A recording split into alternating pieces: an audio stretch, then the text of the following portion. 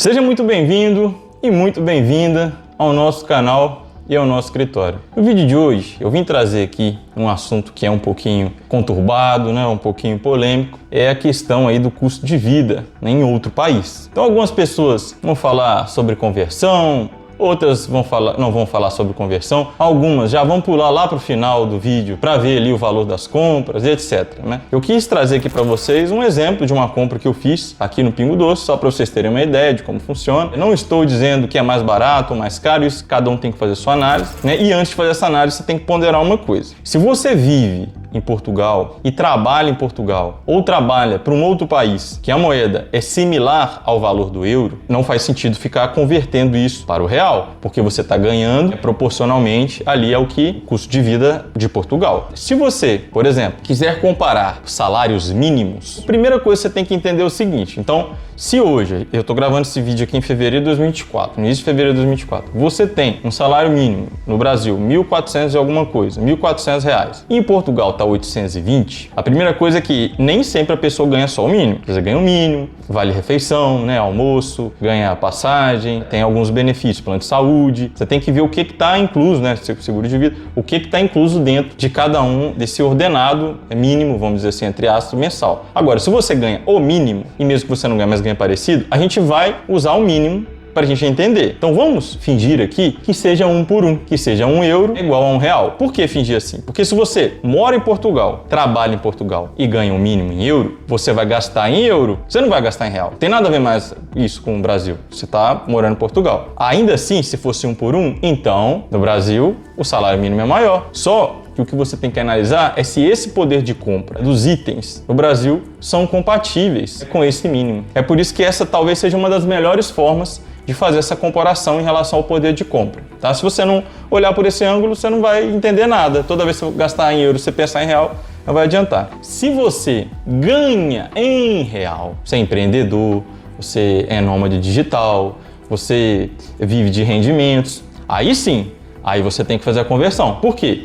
Se você vai converter do real para o euro, você está ganhando uma moeda menor, mesmo que você ganhe outra, né? Vamos supor que você ganha kwanzas, outros valores que você receba, né? Você é de outro país, mesma coisa, empreendedor, mas recebe num valor menor. Quando você faz a conversão, aí você tem que comparar. Aí sim faz sentido, porque você não trabalha em Portugal. Então aí sim o valor do arrendamento, você tem que ver o valor dos itens de consumo e por aí vai. Então um exemplo, vamos supor que você vai comprar ali 1 quilo de kiwi, kiwi, tá €3, ok. Então, 3 vezes 5, R$15. No mercado da sua casa, quanto está o kiwi? Às vezes está mais barato, poxa, então isso aqui está mais caro. Mas, para quem reside em Portugal, se a gente ganha em euro, se a gente faz a conversão, o poder de compra é maior para comprar o kiwi, quem recebe um ordenado mínimo em Portugal, entende? Então isso é um pouco complexo. É muita gente que pula, não fala sobre isso, mas a parte mais importante é entender se você está recebendo uma moeda, na outra, poder de compra e fazer essas projeções. Um dia, se esse assunto interessa vocês, coloca aqui nos comentários que eu faço uma planilha, né? Vou desenhando ali